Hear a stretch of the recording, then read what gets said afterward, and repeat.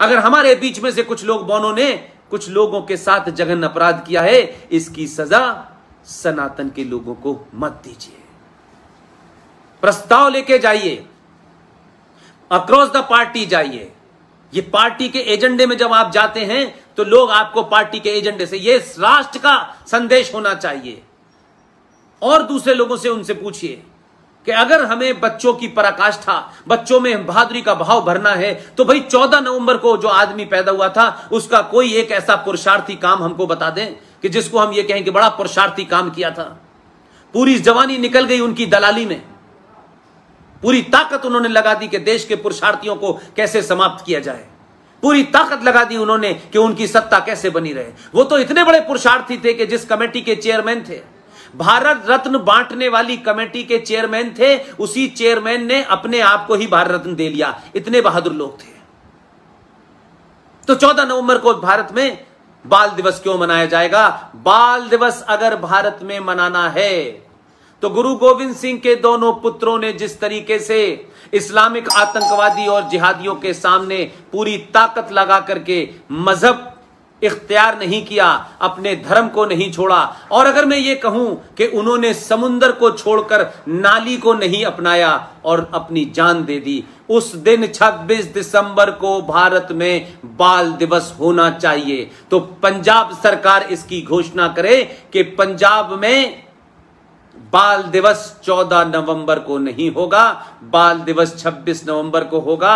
शहर शहर गांव गांव फेरियां निकलें, बताया जाए 26 दिसंबर को क्या हुआ था। वो उनकी शहादत हुई थी, उनकी याद में उनकी बहादुरी को कन्वर्ट किया जाए। ये शहादत बच्चों के लिए गम का, बच्चों के लिए अफसोस का दिन न मने, बल्कि ये शहादत उन्हें ताकत दे और साहस पैदा करे। और भारत में साहबजादा जोरावर सिंह और साहबजादा फतेह सिंह बनने की बच्चे सोचें, ना कि मक्कार, दलाल, चापलूस, लालची बनने के लिए हम प्रयत्नशील रहें। मुझे लगता है कि मैं जो कुछ कहना था वो मैंने कहा, लेकिन मैं फिर एक बार दोबारा से आपसे कहूंगा कि आप कैप्टन अमरिंदर सिंह की वो किताब लें, खरीदें, और लोग 50-60 वो किताबें खरीद के और अमरिंदर से समय लें और उनसे कहिए हम मिलने आए हैं, हम चाहते हैं कि जो आपने इतनी अच्छी किताब लिखी है उस किताब को दुनिया भर में लोग पढ़ रहे हैं। चाहे तो कहिए कि दिल्ली में बहुत सारे लोग हमें बताते हैं, उस किताब पे उनके सिग्नेचर लें। हम उन बहादुरों के पास नहीं जा सकते जो अब नहीं है, लेकिन अमरिंदर सिंह एक ईमानदार और बहादुर। मैं किसी की राजनीति पे कटाक्ष नहीं करना चाहता, राजनीति एक अलग खेल होता है, राजनीति में एक दूसरा मापदंड होता है, लेकिन किताब जो लिखी है वो ईमानदारी से लिखी है।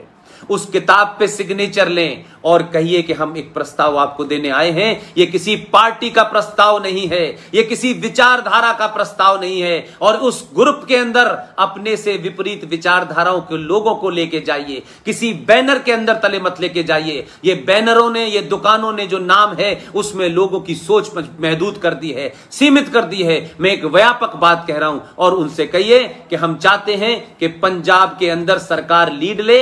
आप एक राष्ट्रवादी हैं, आप एक सनातनी हैं, आप एक बहादुर फौजी भी रह चुके हैं, आपके परिवार में लोगों ने इस देश को बहुत सारी कुर्बानियां दी हैं। आपने सच सच लिखा है। यह किताब हमें इस तरफ मोड़ती है कि बहादुर को सलाम करना चाहिए। बहादुर का घर कौन सा है, बहादुर के सर पे टोपी लगी है या पकड़ी लगी है, यह महत्वपूर्ण नहीं है। आप जाएं, प्रस्ताव भी दें, उनके साइन भी लें। मुझे लगता है कि कैप्टन अमरिंदर सिंह आपकी इस मांग को मानेंगे, और अगर पंजाब में यह होगा तो पूरे देश में इसकी मांग उठेगी। तो आपके पास एक मुद्दा मैं देना चाहता हूं, और दिसंबर अभी दूर है। अगर आप अगले 1 महीने में इस मूवमेंट को खड़ा कर पाए तो यकीन मानिए, अमरिंदर सिंह से जितना मैं उनको जानता हूं, उनकी राजनीतिक शैली को जानता हूं, उनकी पूरी जो उनका जीवन है उसको जब मैं जानता हूं, तो मुझे लगता है बहादुर बहादुर ही रहता है, चाहे वो किसी पार्टी के दफ्तर में बैठे, उससे फर्क नहीं पता चलता है। बहुत बहुत शुक्रिया, थैंक यू वेरी मच। किताब का नाम है the last sunset, the rise and fall of the Lahore Darbar, written by captain Amarinder Singh. ये महाराजा रणधीर सिंह के ऊपर लिखी हुई किताब है। वैसे तो उनकी एक और किताब है, Indian military contribution to the Great War 1914 to 1918, Indian military contribution to the Great War 1914 से 1918, कैप्टन अमरिंदर सिंह। इसी तरीके से मैंने जो आपको किताब बताई है, Muslim League attacks on Sikhs and Hindus in Punjab, इस किताब के लिखने वाले हैं गुरबचन सिंह तालिब। इन किताबों को पढ़ें और जो देश के गद्दार हैं, जो देश के दुश्मन हैं, उनको बताइए कि ये किताबें जिन्होंने लिखी हैं उनसे उन ताकतों का कोई लेना देना नहीं है जिन्हें आप बड़ी आसानी से बदनाम कर देते हैं। जैसे आप कहते हैं कि वीर सावरकर ने माफी मांगी थी, ये गद्दार कह रहे हैं माफी मांगी थी, क्योंकि इन गद्दारों से पूछो कि सुभाष चंद्र बोस को गायब कराने में किसका हाथ था। पूछो किस प्रधानमंत्री के साइन हो रहे हैं जो नेशनल आर्काइव में डॉक्यूमेंट रखा है जिसमें कहा गया कि सुभाष चंद्र बोस जिंदा या मुर्दा पकड़ लिए गए तो उस वक्त की सरकार भी उनको अंग्रेज सरकार को सौंप देगी। इस दस्तखत इसके ऊपर किसने साइन किए हैं, पूछिए जरा। ये लड़ाई नरेटिव की लड़ाई होगी, ये लड़ाई स्लोगन की लड़ाई होगी। इसलिए आपको ये लड़ाई चौतरफा लड़नी है, हथियारों की जरूरत नहीं है। मैं फिर आखिर में अपनी बात खत्म करने से पहले कहता हूं, इस देश का सनातनी शांति प्रिय है, इस देश का सनातनी सहनशील है, लेकिन अगर उसके मार्ग कंटक में लोग हथियारों की भाषा समझते हैं तो उस सनातनी को अपने सामर्थ्य का भरपूर परिचय देना चाहिए।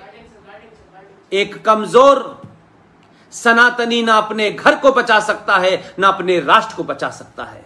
बहुत बहुत धन्यवाद अखिल भारतीय विद्यार्थी परिषद के तमाम हजारों कार्यकर्ताओं जिनकी मेहनत से आज की ये बातचीत हो पाई है। मैं उनको और इस टीम के साथ जितने लोग जुड़े हुए हैं मैं उनको भी मुबारकबाद देता हूं और मेरी कोशिश है कि आप इस तरीके का सिलसिला जारी रखें और यह सिलसिला जारी रहेगा। और मुझसे बेहतर, मुझसे अच्छे, मुझसे ज्यादा जानकार लोग इस देश में हैं, उनको आप बुलाएं। मैं एक बार फिर पंजाब अखिल भारतीय विद्यार्थी परिषद की इकाई के जनरल सेक्रेटरी चिरांशु रतन और जिन साहब के मैंने पेज पे अपनी बातचीत रखी है उनको, और वो तमाम लोग जिनका मैं नाम नहीं जानता, आप लोग मेरा पेज है उसमें देश विदेश के तमाम बड़े लोग जिन्हें आप अक्सर टेलीविजन पे देखते हैं, मैं जानबूझ के उनको अपने पेज पे बुलाता हूं। हमारे पेज के कोई 2.5 लाख लोग फॉलोअर हैं और 1,84,000 के आसपास लाइक्स हैं। कोशिश मेरी ये होती है कि चाहे जयपुर के डॉक्टर ओमेन रतनू साहब हों, जो पाकिस्तान में हिंदू और सिखों को, बौद्धों को सताया जा रहा था, जिनकी लड़कियों को, ग्रंथी की लड़कियों को गुरुद्वारों से अगवा कर लिया जाता था, अपहरण करके उनका धर्म प्रदर्शन किया जाता था, फिर शादी कर ली जाती थी और फिर कोर्ट में उनका निकाह कर दिया जाता था। उन तमाम हिंदू सिखों के ऊपर जो अत्याचार हुआ, जो भारत में आए, उनके ऊपर बड़ा काम कर रहे हैं। उनको भी मैंने कुछ दिन पहले अपने पेज पे बुलाया था। मैंने आरिफ अजाकिया साहब को भी बुलाया था जो सिंध से भाग करके शरण लेकर के आए हुए हैं, जो क्योंकि वो सिंधी हैं इसलिए पाकिस्तान के जो फोर्स है, जो एक खास सोच की है, वो उनका भी मैंने पेज पे बुलाया। RSN सिंह, GD बख्शी, विक्रम सिंह, सुशील पंडित, ललित अंबरदार, गौरव आर्या, प्रोफेसर कपिल कुमार, कैप्टन सिकंदर रिजवी, ये तमाम सारे लोगों को इसलिए बुलाता हूं कि इस पेज के माध्यम से आपको एक नया थॉट, एक नई सोच, एक नया एंगल, एक नई एनालिसिस मिले। आप सब लोग चाहें, आपकी मर्जी है, आप उससे जुड़ें, आप उसको देखना चाहें तो ये तमाम सारे लोग आपको मिलेंगे। आप पूरी ताकत के साथ नैरेटिव बनाइए। नैरेटिव बनाने से पहले 100 बार सोचिए कि हम क्या कह रहे हैं, दूसरे के बनाए नैरेटिव में फंसे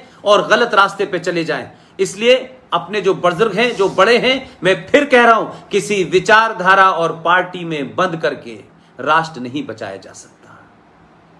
हजारों करोड़ों लोग हैं जो किसी पार्टी के सदस्य नहीं हैं, लेकिन उनके लिए राष्ट्र महत्वपूर्ण है। अगर राष्ट्र महत्वपूर्ण है तो फिर वो पार्टी जरूर उस पैराफ्री में आ जाएगी, उस ब्रैकेट में आ जाएगी जो राष्ट्र के बारे में सोचती है। कहने से बात नहीं है, जो करती है उसके साथ। लिहाजा एक बार फिर आप सबका बहुत बहुत धन्यवाद। Thank you very much. आप सबने मुझे सुना, आपने मुझे इतनी समय तक मौका दिया। इस सब के लिए आपका, आपके साथियों का, पंजाब का, बहादुर लोगों का, साहसी धरती का, बलिदानी धरती के लोगों को एक बार मैं फिर नमस्कार करता हूं। और अक्सर मैं अमृतसर आता रहता हूं। कभी कोशिश करेगी कि हम लोग आपस में बातचीत करें और ये सिलसिला जारी रहे। और जिसको भी आप बुलाना चाहते हैं, अगर उससे कोई संपर्क आपका नहीं हो पा रहा है तो मुझे बताइए, मैं उनसे कहूंगा कि वो आपके पेज पे जाएं और आपको वो एक नई रोशनी, एक नया एंगल, एक नया तथ्य के साथ आपको आए। बहुत बहुत शुक्रिया। Thank you very much.